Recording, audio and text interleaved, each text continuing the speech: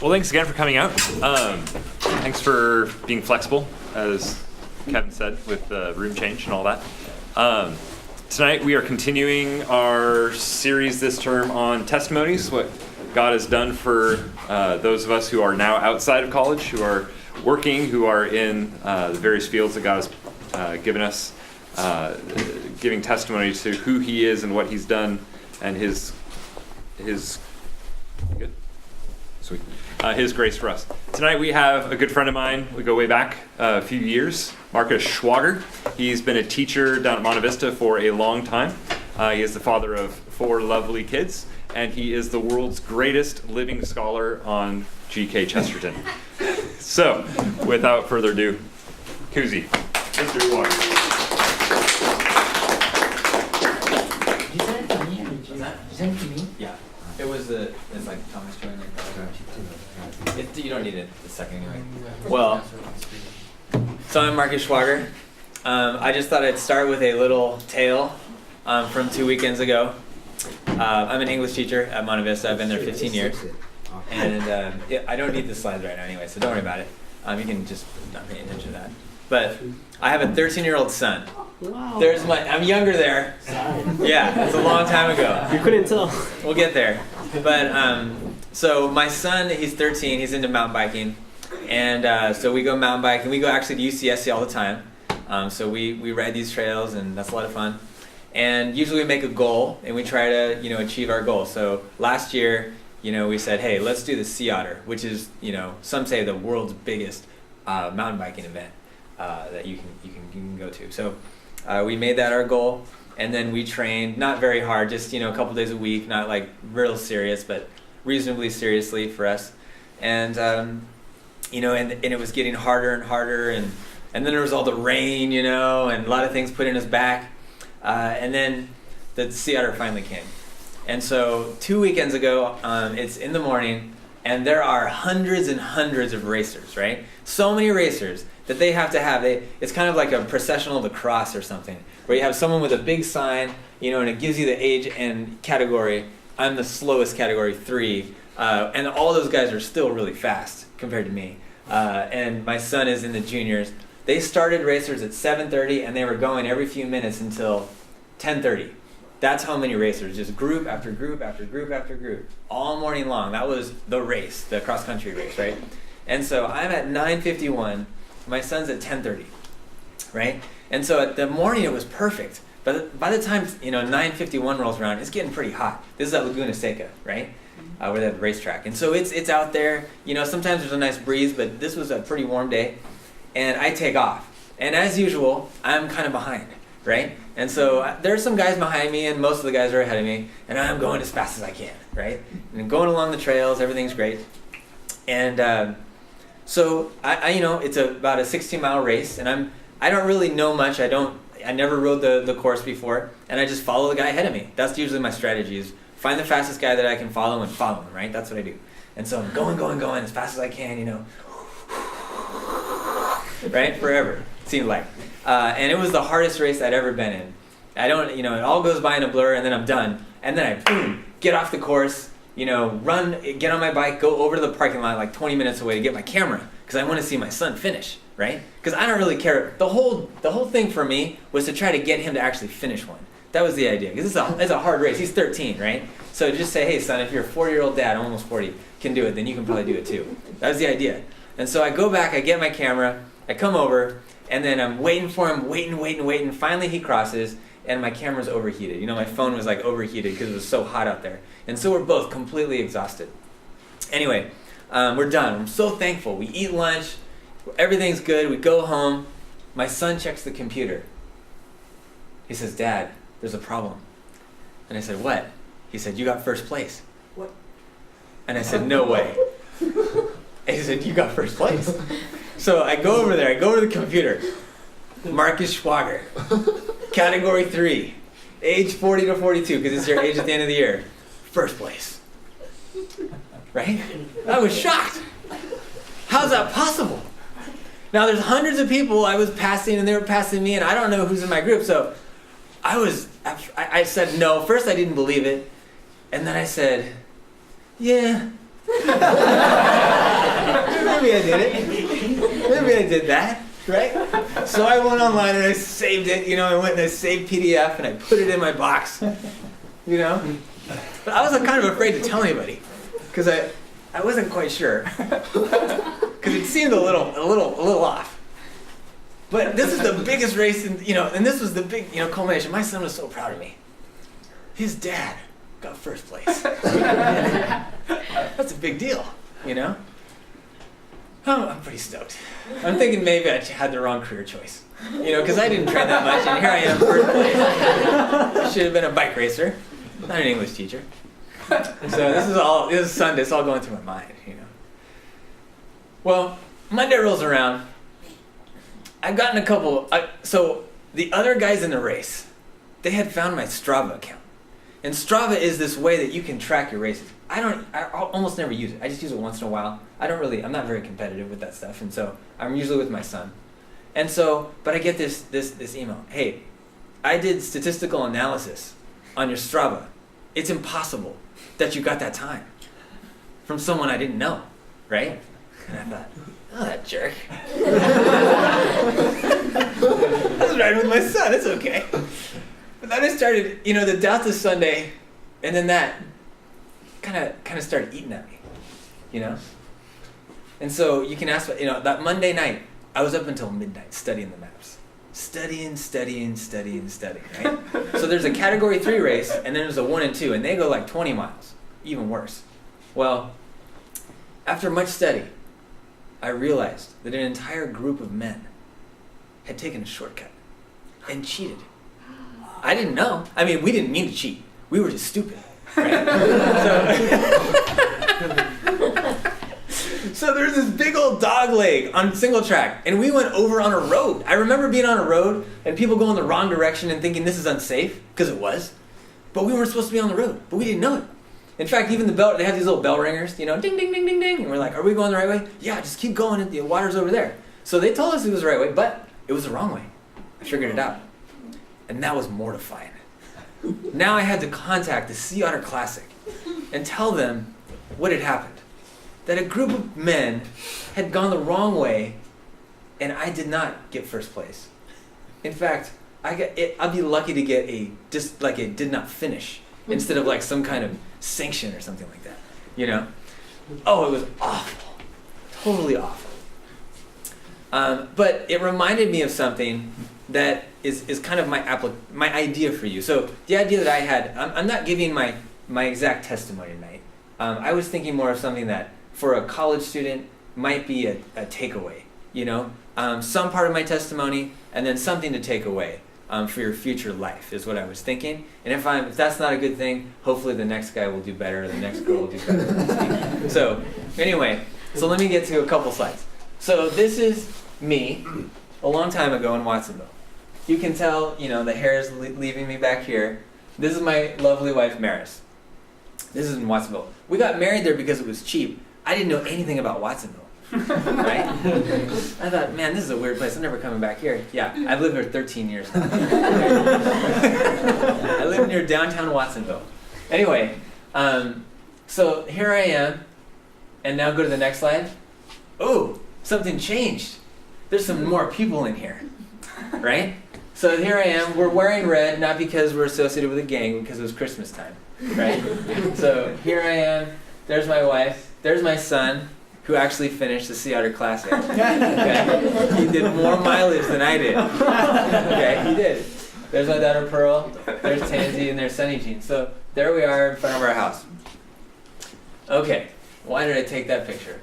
Well, let's go to the scripture. Would you go to the next slide? Thank you.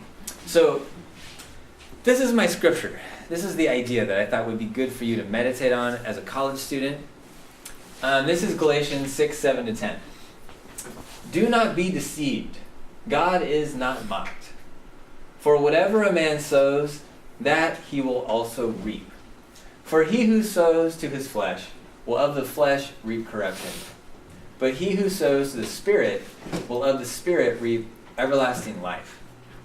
And let us not grow weary while doing good, For in due season we shall reap, if we do not lose heart. Therefore, as we have opportunity, let us do good to all, especially to those who are of the household of faith. So I shared the story because this is a worldly principle first. I mean, it's a spiritual principle first before anything else, but we know it as a worldly principle first, in the world around us. So I didn't wait to see out a classic. Anybody could figure it out by looking at my Strava. Now, even though the times weren't exactly right, all he had to do was say, I'm going to look and see what he's sown into his mountain biking. I see one here, slow time, medium time. He looked at my CCCX, which is another set of races. I did a couple of those. And he knew there's something wrong, right? He knew that I had not been sowing for what I claimed to be reaping. I wasn't claiming it exactly, but what I had reaped somehow, illegitimately. Sowing and reaping. It happens in all of your classes. It happens in your relationships. It happens in your study of the Word. It happens in everything you do. We sow and we... Now, if you don't... we're in a farming area in Watsonville, so those words are easy for us. But it's talking about, planting in the ground and then reaping something. Harvesting it later, right? We don't put a grapevine in the ground, a little teeny grape, and then expect to get cherries from it or something like that. We put something in the ground, we get something later. So whatever we sow, that we also reap. He who sows to his flesh will of the flesh reap corruption. Now look how he's switched. He's not just talking about physical, worldly things, the first things we notice. The mountain bike races, the farmlands, these kind of things. He's talking about something else. Sowing to the flesh, and then sowing to the Spirit. Yeah? And that's what I want to talk about. How do we... So it sounds nice, yeah? Makes sense. Okay, what is the flesh? And maybe a couple things come to mind. And what is the Spirit? And a couple things come to mind. I'd like you to talk to somebody next to you for just a couple minutes, like 2 minutes, and think about what are a couple of things that come to your mind about sowing to flesh. What would it be to sow to the flesh?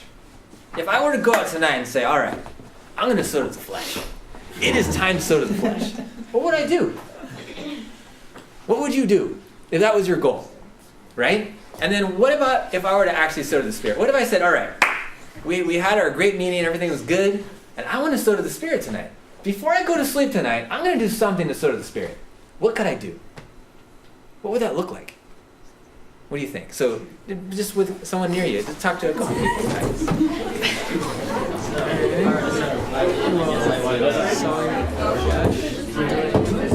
Works in the flesh, so that would mean like other sin, like that would be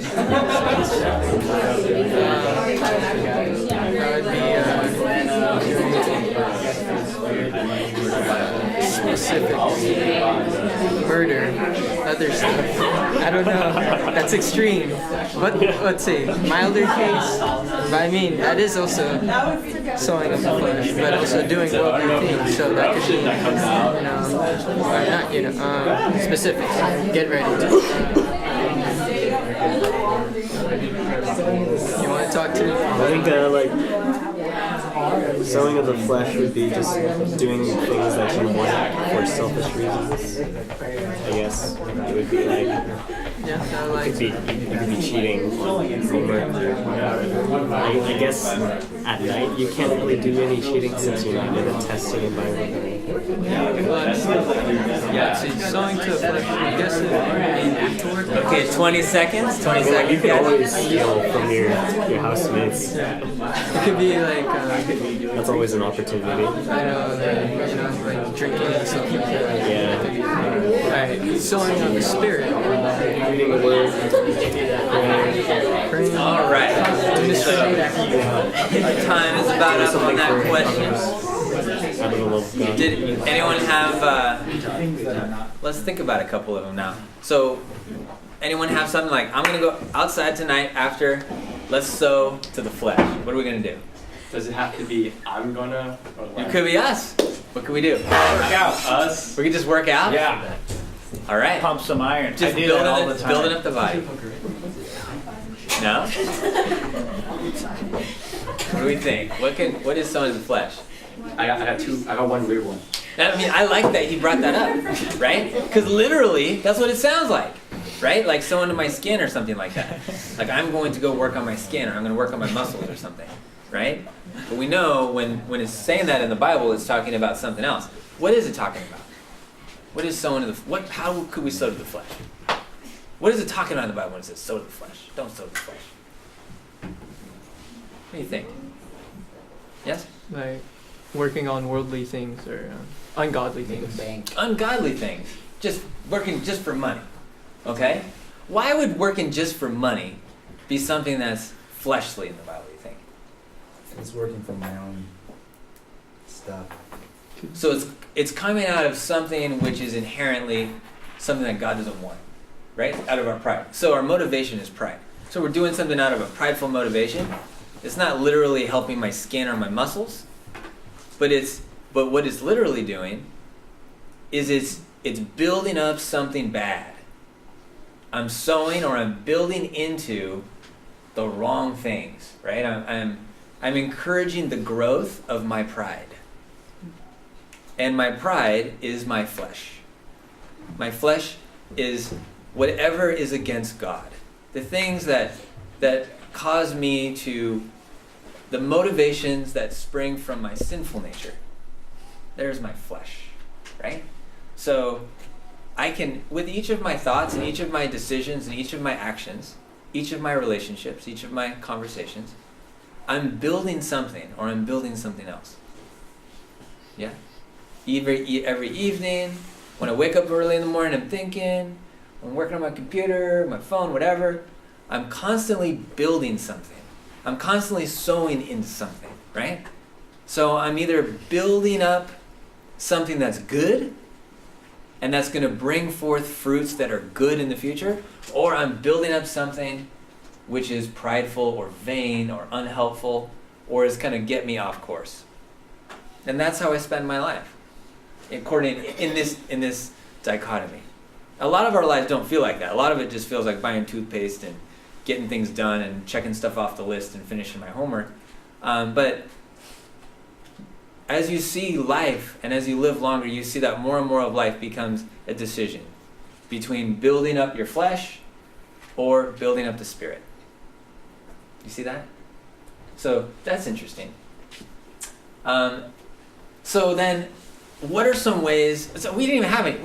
Man, you guys are afraid to talk about ways that you build the flesh. So if I want to go out here, come on, what am I going to do? So I'm going to go do some gambling because I know I can make money. I'm going to rig this thing. I'm going to make some money, lots of money. Why? Because I want the money. So there it is. That'll work. We've had one. I think we can handle more than one. Drugs. I'm going to escape the pain that I feel. I'm tired of the pain. I'm tired of the homework. I'm tired of all of this. I'm tired of my girlfriend. I'm tired of this. I'm tired of the fact that he broke up with me. I'm feeling down. I want to feel up. I'm feeling too up. I want to get down. Whatever it is. Right? I want to change. I want to change, man. I need to break this boring thing I'm in. It's all boring. Look at these lights. Look at this man. Boring. Right? So yeah, take some drugs. Okay? That's what I could do that. That would be sowing. Now why is that sowing to the flesh? Right? Again, I'm just escaping reality. I want it on my terms, not God's terms. I don't want to actually live through a challenge that he brings, right?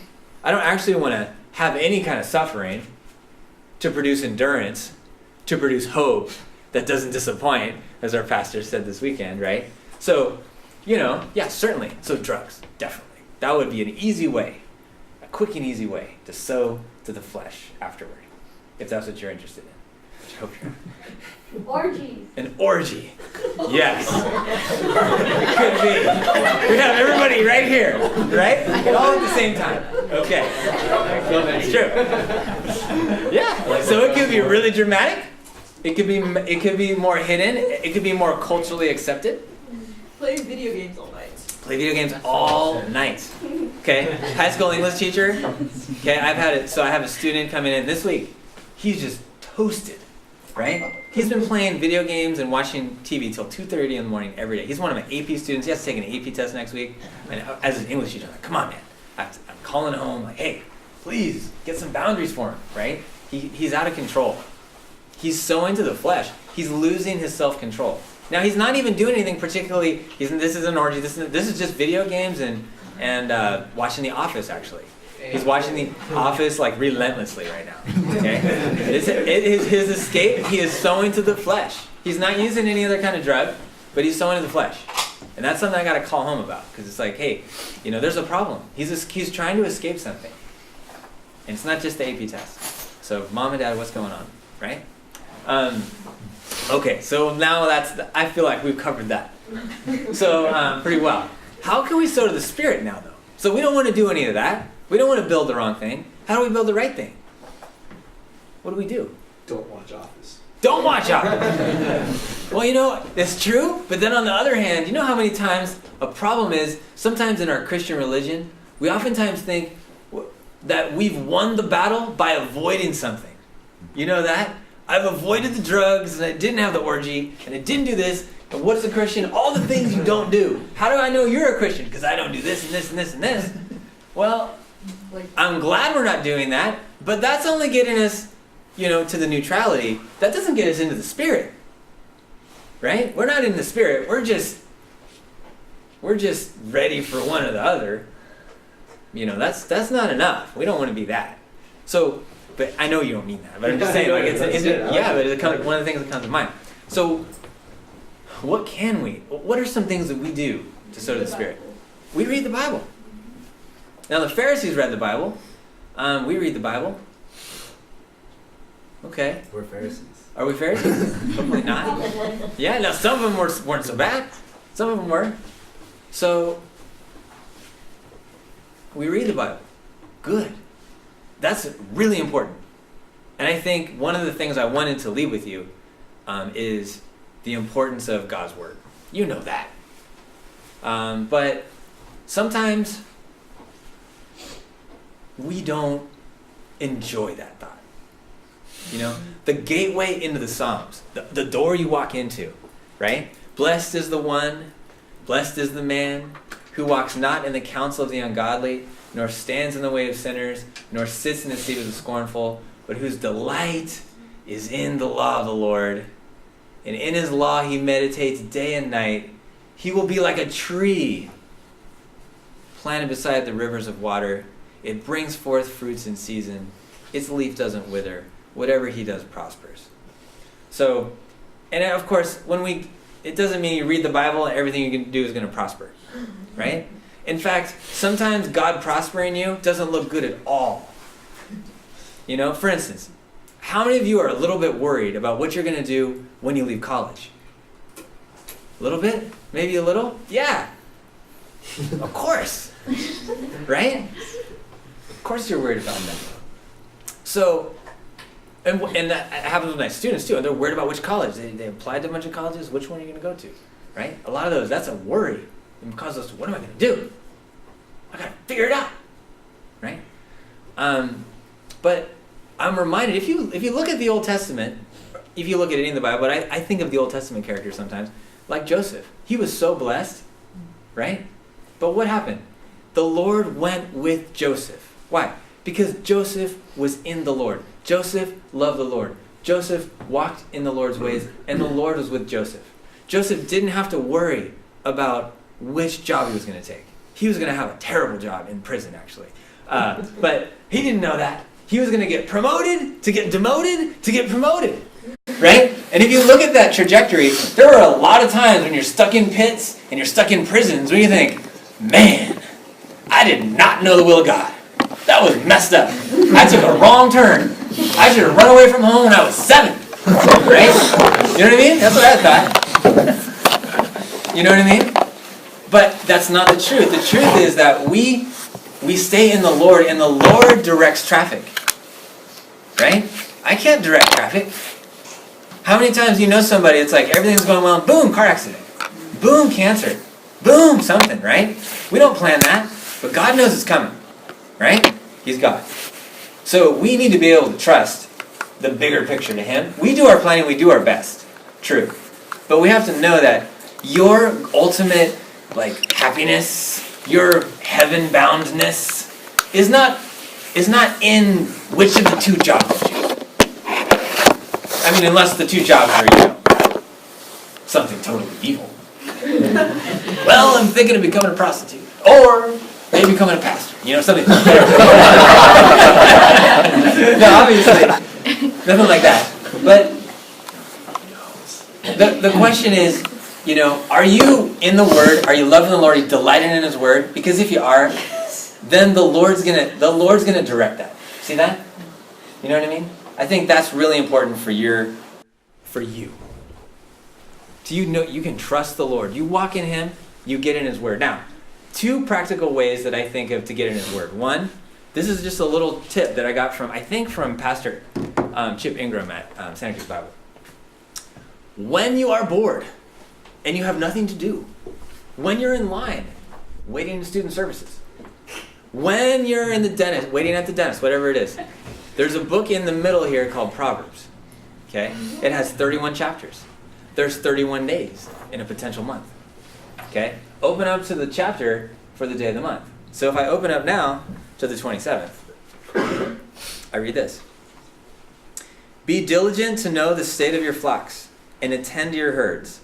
For riches are not forever, nor does a crown endure to all generations.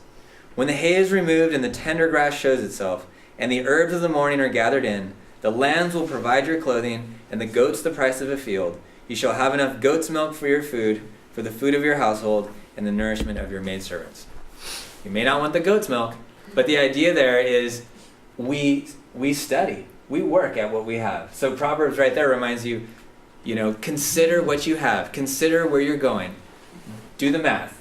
Think through it, and then act. Right? Sow and reap.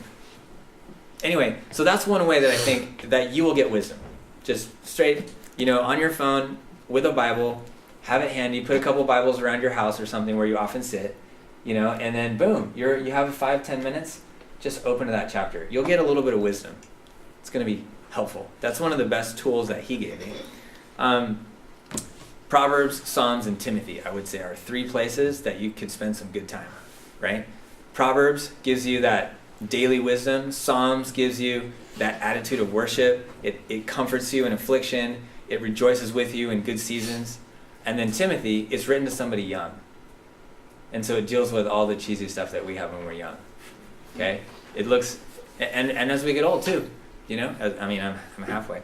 But it's still really good. Those 3 books, I would say, are very helpful for sowing and reaping, for sowing in the Spirit, for getting the Word in us. And then, so those 3 books, and then I would suggest a podcast. I won't suggest the podcast. I would just suggest a podcast. So it could be Tim Keller. Everybody loves Tim Keller. I like this old Texan named J. Vernon McGee. It's called Through the Bible. That's my grandmother listened to, my mom listened to, I listened to, my kids listen to. Yeah. And he goes through the Bible in 5 years. He's in Genesis right now. That means you can start right now. 5 years, you'd be through the whole Bible. Takes a while, but it's good. And it's about 25 minutes a day. But basically a podcast, because you can run, because you're students. You're sitting, here I am having you sit again. It's terrible. But you can go run, you can go exercise, you could do stuff. You could drive a car, and you could get something good. So, focusing on the Word, some kind of podcast. Okay. Let's go to the next slide. Thanks. If it does. Okay. Obviously the Word. The Word is the main thing. Keep the Word in you. Okay? Delight yourself in the Word of the Lord. And then next, as we have opportunity, let us do good to all. What is a way? It's hard. As you're a student, you're focusing a lot on yourself. Got a lot of stuff to do. There's no one you have to take care of. Like, I have all those kids. Like, I look like I've had finals. That's just because I have a baby. Okay? The baby wakes up all the time. Right? So I'm like, I'm in the clouds sometimes, right?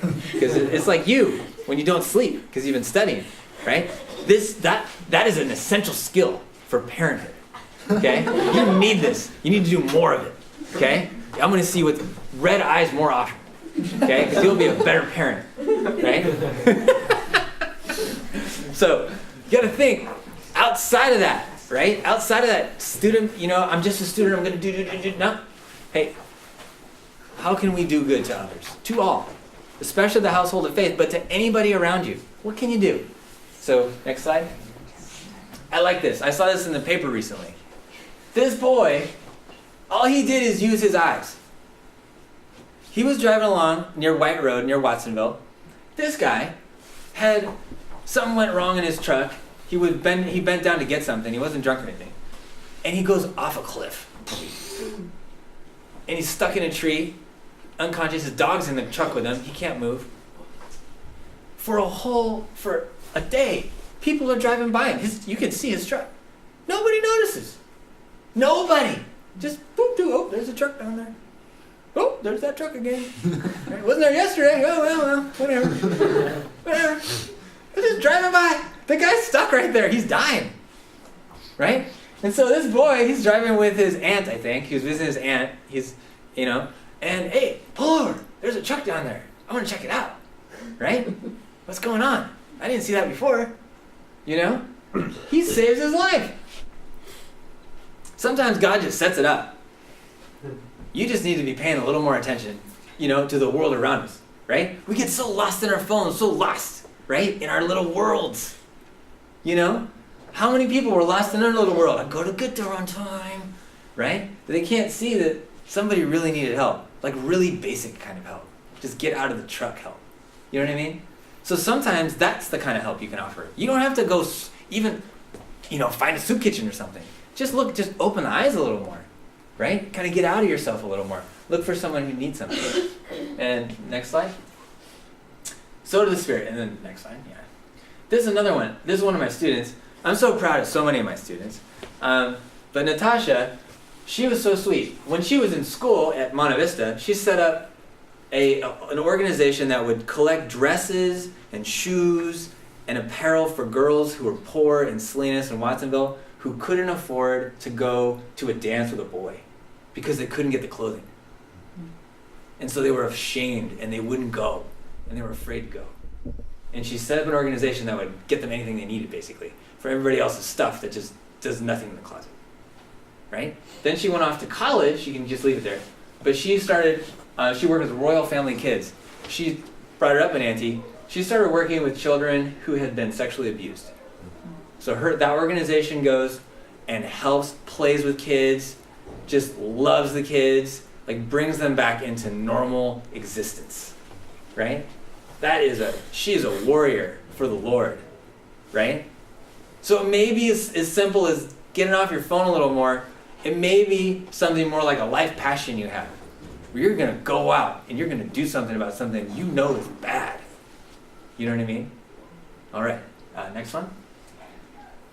Do not lose heart. Okay, I'm almost 40, okay? So I have lost heart thousands of times more than you have probably at this point, right? I have seen church splits. I have been an idiot many times. I have hated to have to go back to people and apologize and repent for just saying stupid things. There have been so many times where I was just like, I'm an idiot. The world is broken.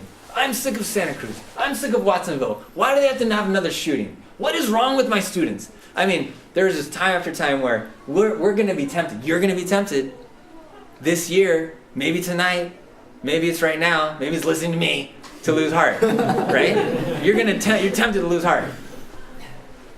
And I think it's interesting that he just says don't. I think it's interesting that he doesn't say, if he says do not lose heart, that means it's something that we have some kind of control over. You know what I mean? Like he couldn't say that unless it were possible for me to do something about it. Like if he says don't lose heart, that means that I can kind of choose to or not to. Now there's a lot of pressures on me to lose heart perhaps, but I do think it's really important for you as you grow up. Life is going to get tough. It's already been tough. It's probably going to get tougher. There's going to be situations that are going to cause you to be really sad, skeptical, mad, frustrated, confused, whatever. The Bible already reminds us. God says, I know. It is a fallen world. Do not lose heart. Right? That's an important lesson, I think. Okay. Let's see what's next. Oh boy. This one's heavy. So I have a student, Ashley. She has cystic fibrosis. She has to wake up at 3:30 every morning put machines on her body to shake her lungs to get the stuff off the lungs so she can get to school. She takes my AP class. It's crazy that she's taking an AP class. She always wants to do everything, you know? But this girl, I mean, her lifespan is shorter than yours. She has a few years. Yeah? Every single day is crazy. By the end of the day, she has a hard time breathing, right? And yet, the whole year, I didn't even know she had this as her teacher for weeks.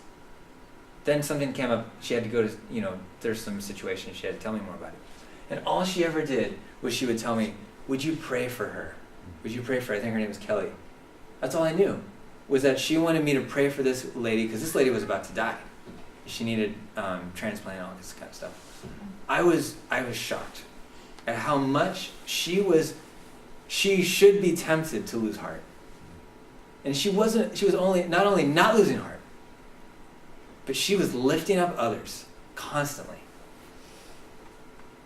Right? That's heavy. But it shows that, your problem is pretty bad. It may not be that bad. And whatever that problem is isn't going to dictate whether or not you lose heart. So that's a heavy story. I'm really blessed by Ashley this year. She's one of my students this year. Okay. Is there anything else? Probably not much. Oh, I just wanted to repeat it. Do not be deceived. God is not mocked. For whatever a man sows, that he will also reap. For he who sows to his flesh will of the flesh reap corruption. But he who sows to the Spirit will of the Spirit reap everlasting life. And let us not grow weary while doing good, for in due season we shall reap if we do not lose heart. And then another side. And my question for you as you go from here, how about some relationships? Think of one relationship you have. Maybe it's a parent, maybe it's your roommate, maybe it's someone sitting in the room here, where you can sow a good seed tomorrow. It's already too late for today, perhaps. I don't know. But think about tomorrow. What good seed can you plant? There's something you can do. A kind word. Some jelly, some gummy bears, because she really likes those and needs some encouragement. Is there something? Maybe not. Maybe a relationship isn't. I don't know. But is there a place where you think, you know what, I'm going to sow to the Spirit somewhere with somebody?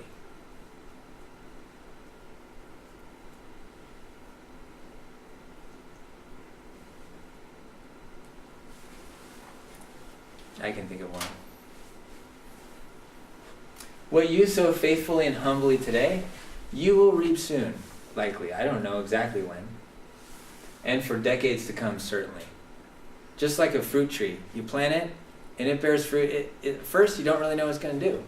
It doesn't bear any fruit for a little while. Some trees take 5 years, 3 years, 2 years, 7 years, different kinds of fruit. But when they start coming, they start coming. They keep bearing fruit, and they keep bearing fruit. And those things you're planting now in your relationships, in the study of the Word, in the obedience to the Word, that's the difference. As a Pharisee, we love the Word, we do the Word, we tell the Word to others. We don't just use it to analyze others. We can analyze things with it, but we live in the Word. We do the Word. A little different than that. But as that's going to bring forth lots of fruit. Desire wholesome fruit. Ask God for help. And then go for it. Sound good? All right, let's pray. Dear Lord, I thank you for being so merciful to me. You have been so kind. You have put forth, you've laid out things before us for us to walk in. Good works, good things for us to walk in. And Father, I'm so thankful that my salvation doesn't come because I have such good work or any good work, but because you sowed yourself into the earth. You came back to life. You brought life to me, who didn't deserve it, who'd only sown stupid things. And you give me rich fruits. And then you teach us to sow good seed and sow to the Spirit and enjoy seeing those things grow up. Enjoy those fruits for decades to come and for eternity. Lord, I pray that something in what I've said would be a blessing to someone here, and that your word would bless these people. I ask this in Jesus' name, and all God's people said, Amen. Thank you. Excuse me, do you Yeah. have some questions? Oh, of course.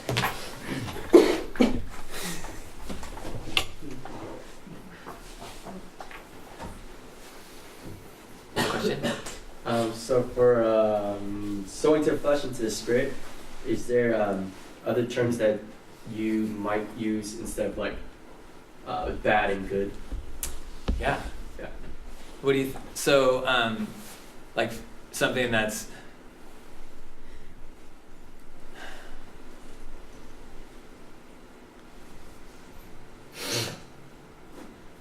with sowing to the flesh. I think of not just building something that's bad, but fundamentally, I think it's believing my own gospel, or believing my own, in pride, believing something about the world that is not true or that God didn't say. If I think of the first sowing to the flesh in the garden, right? We have the serpent coming, talking to Eve, and a doubt, and a belief in a doubt, and an acting on a doubt against God in some kind of pride, in some kind of worry that God isn't giving her everything that she could have. I think a lot of times that's what I'm worried, like, hey, God's holding something back. Maybe it's not just bad, but I think of pride, I think of vanity, I think of, you can think of the 7 deadly sins. I think of in Proverbs, haughty eyes, a lying tongue, hands that shed innocent blood, a heart that devises wicked schemes, feet that are quick to rush into evil, one who spreads slander, one who bears false witness, right? So Proverbs actually has a list of like 7, where it says that is sowing to the flesh. Haughty eyes, lying tongue, hands that shed innocent blood, a heart that devises wicked schemes. Like it like goes. It's interesting because it goes through the body. If you think about it, it's literally, it starts from your head and goes to your toes. So I can sow to the flesh from here to there. And then you think of the fruit of the Spirit, right? We think of the fruits of the Spirit, but those are the fruits. But of course, they're connected to what we're sowing, So when we meditate on, like, I think another way that I think of it is prayer, meditation, like not being so hasty. And when we go to sleep, when we wake up, like, what's on my mind? And if it's not good, how do I turn that? Like, what am I going to pray about? Who am I going to pray for?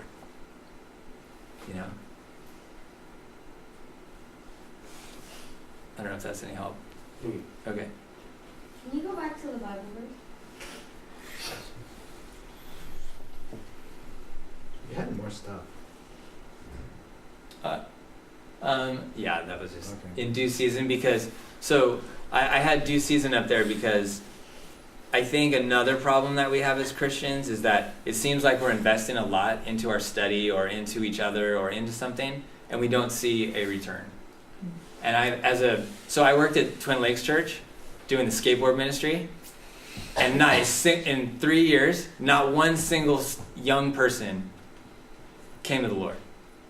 It just seemed like the dumbest ministry to be a part of if you're like thinking about people coming to know Christ. None of the kids grew up in church, and it seemed like there was no fruit. And eventually Twin Lakes just said, yeah, because they were going to build a skate park, and then they didn't. I was on a skateboarding team for Pacific Wave in Santa Cruz, and so that was my kind of connection. And so it all kind of fizzled out. Well, this last March, I was skateboarding at a church in Capitola. There's a church that has a few ramps inside it, You may have heard of this. They took all the chairs out of the sanctuary and they filled ramps. And then they pushed the chairs back in and take them out. So you can skateboard. Hope Church. Hope Church. I go to Hope Church. I don't go there, but I was supposed to help some students learn how to skateboard a little bit, basically. I've just my funny life. So I'm in there, and who should come but a professional from Santa Cruz Skateboards came to skate with the kids too. And his name's Emmanuel Guzman, right? And so Emmanuel, I don't remember Emmanuel. I mean, afterward I did, but he's a grown man. He's an older sponsored professional skater now. And he's like, "You remember me?" And I was like, "Ah." He's like, "Yeah, you did the skate church, And he's like, "I was one of those kids. I was 12. There was nowhere else to skate in Santa Cruz. And so we came in here all the time." Now, is he a Christian now? I don't even think he is now. But I have hope for him. Plus his name's Emmanuel, which is a good sign. So I'm praying for him. And I mean, hey, if it takes another 10 years of prayer, and then I hear Emmanuel Guzman has come to know Jesus, 3 years of labor there and all that crazy stuff we did, and then all that, nothing. Because we live forever. The person sitting next to you, that person's going to live for eternity. Right? What's a couple years in a skate park? Who cares? You know what I mean? So, that's why I put up due season. I can tell you story after story of things that didn't seem to produce a lot of fruit right away, but that doesn't mean that God isn't going to use it. Sometimes we plant, sometimes we water, and then sometimes some people seem to get all the harvesting. That's okay. You gotta be in it for the long game as a Christian. We're running a marathon, we're not running a sprint. Just smile, take it easy.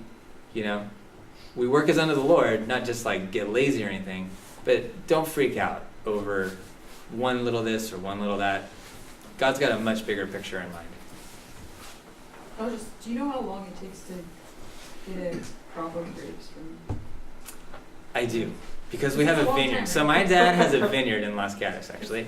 So we have 200 vines, and it takes 3 years before they produce reasonably well.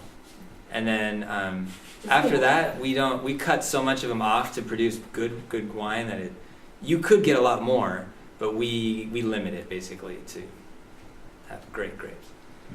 Yeah. That's pretty cool. Yeah. I love gardening. You'll love it too if you get into it. It's really cool. Like, I love gardening because I love putting something in the ground and then doing a little bit of work and then just seeing so much more happen. There's something so, just seeing the world that God made, bring something forward. It's just beautiful. And then each thing's unique, and yet you know what it's going to be, and there's just so many little things that are delightful. When you're older and you have time in a house, even if it's a bonsai tree, even if it's tiny, just something to clip and enjoy. Something, anything. Yes? What does losing heart mean? What's that? What does it said? Do not lose heart. What does that? Yeah, do not lose heart. Well, that was what I was. I mean, I think as Christians, we're often tempted to lose heart, particularly in his day, Paul, and his situation. I mean, if people were killing me, if people killed my family because they were Christian, if one of my best friends ratted out my family and now my kids are dead, I don't know. I think I'd have a hard time with it. You know what I mean? People in some countries in the Middle East right now, right, in North Korea and many places, man, there's some serious temptation to lose heart. You know what I mean? And I'm tempted to lose heart because I'm an idiot. Because little things happen that make me mad. No one's even killing anybody. Right? No one's even making fun of me. They should. I deserve it half the time, right? But, and I'm still tempted. Something bothers me. I'm wound up about it for 2 weeks or something. It's embarrassing. So is losing heart just being affected, irritated? Because it said in the verse, you go back to the verse, it says, "Let us not grow weary while doing good, for in due season," oh wait, is that where it is? Oh yeah, "For in due season we shall reap if we do not lose heart." So then, if you're still faithful to what you're sowing, but you do lose heart, but you keep on doing it, then what?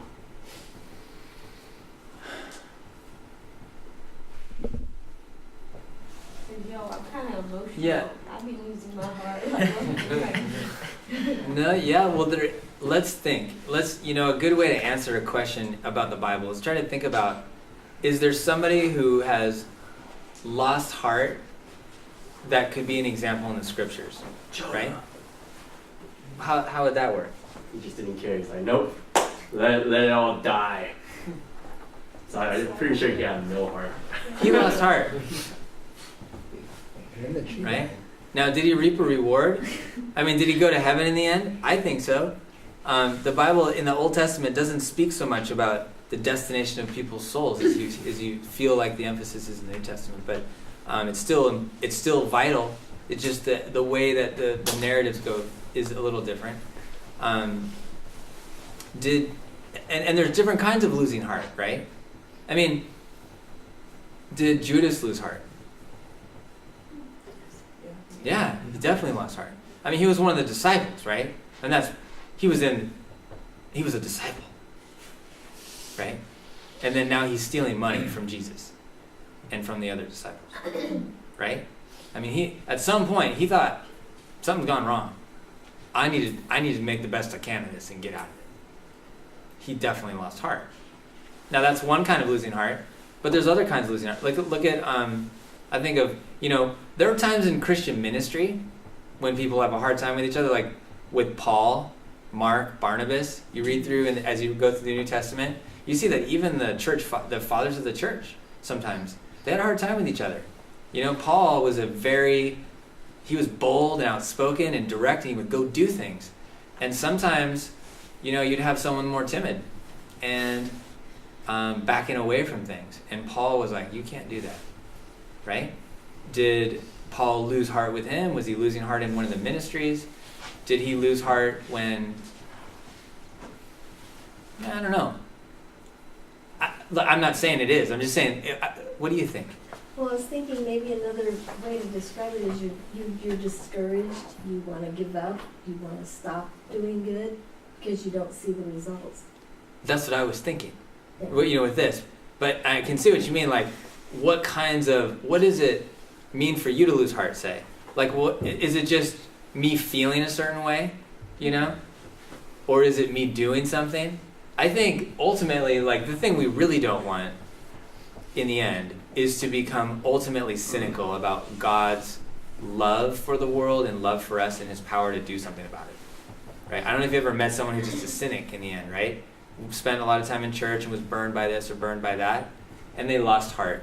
Like I remember one of the most cynical things was when I was having my first child, and I was at school, and there was a school counselor of all people, and I said, I came in, I was young, I was the young guy at the first picture, and I came into the lunchroom and I said, hey, I have some news, everybody. And they said, what? I said, oh, my wife's pregnant, I'm gonna have a baby.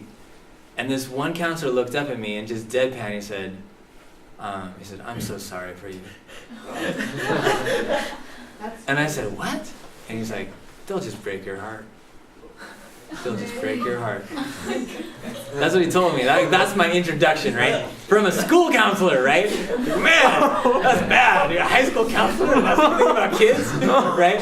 Anyway, he had a hard situation, true, but he completely lost heart in the whole possibility of raising kids for any good in the world. You know what I mean? So there's like an ultimate losing heart. I don't say going up and down and feeling passions and troubles. That's not ultimately losing heart, right? And so there's different kinds of. It's a metaphor, obviously, and so the metaphor is going to have ultimate applications like Judas, and it's going to have Jonah kind of applications. Jonah's still going to heaven. He definitely lost heart, but he didn't ultimately lose heart, as in,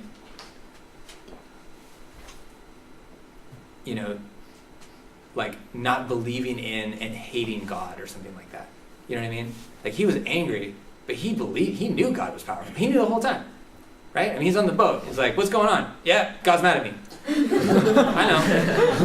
You know what I mean? So, see that? So there's a way to lose heart within, but then there's a way to lose heart without. And I think we want to guard ourselves from that kind of ultimate doubt about what his love for the world, his love for us, and his power to do something. I think we're tempted sometimes in trials to believe that he doesn't care or something like that. 2 more questions. Okay. Yes? So whether it's we see people lose heart or maybe going through doubt or struggles and things like that, sometimes when I usually see those things through kind of like a glass, like between the glass or behind the glass, and all I can do when I'm not self-absorbed and I'm actually paying attention to someone else and their struggles, all I can do, I don't really have any idea of how to encourage someone who's going through something or who is starting to lose heart or is doing a lot of sowing but not a lot of reaping. And what do we do in that sort of situation? That's a good question.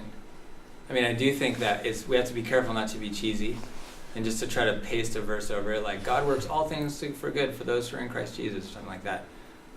It says mourn with those who mourn. Like there are things that are just really sad and hard. And because we live in a fallen world. I mean, actually, I won't say the student's name, but I had a student 2 days ago come to me just distraught.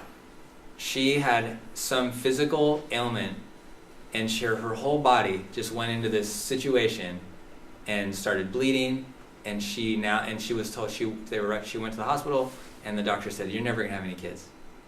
And she's, about to graduate high school, and she had to come to school because she had so many tests, and she was just like a numb human being, feeling like I had to do my classes, And so she came in, and I could tell something was wrong, She came in during and so I asked her, what was happening, and she said that, and it was like, okay, I don't have a verse. There's no verse that I'm going to try to put on that.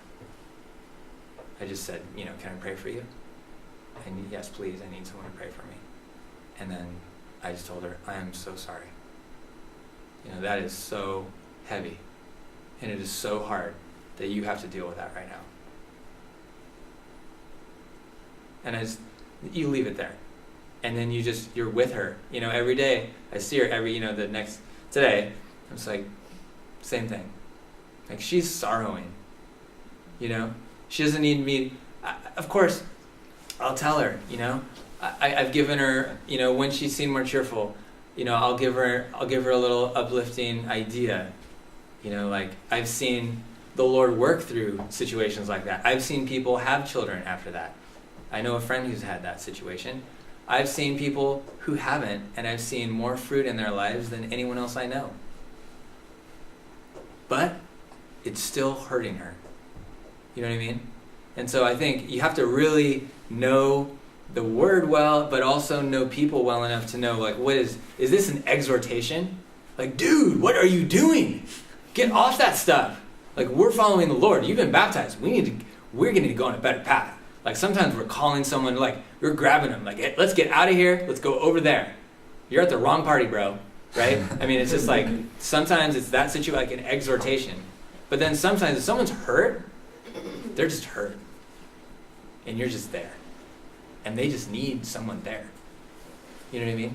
And so I think it will, so many of your situations, it's with the pure your age. So you have to be careful.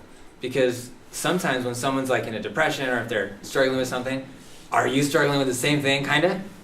Maybe you're not the best person to help them out, right? You know what I mean? And that happens a lot with high school and college students. I see it all, my students will come to me, I don't know what to do, Mr. Schwager. I'm trying to help my best friend. She's trying to commit suicide, every week or something. And I'm feeling depressed. I don't know what to do, right? And it's okay, thank you for coming to me. This is not your situation.